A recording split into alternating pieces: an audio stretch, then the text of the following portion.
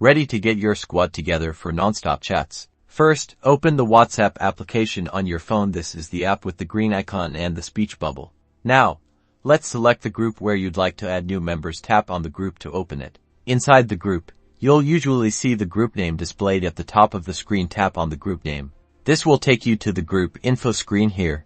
Look for the option that says Add Participants. It's usually displayed prominently. Tap on it. Your contact list within WhatsApp will now appear. You can scroll through your contacts to find the people you want to add, or you can use the search bar at the top to quickly find specific names.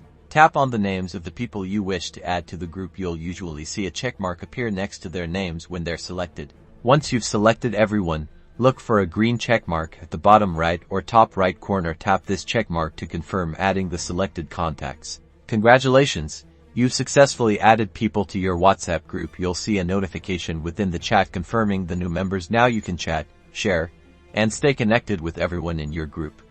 #WhatsApp Tips #Group Chats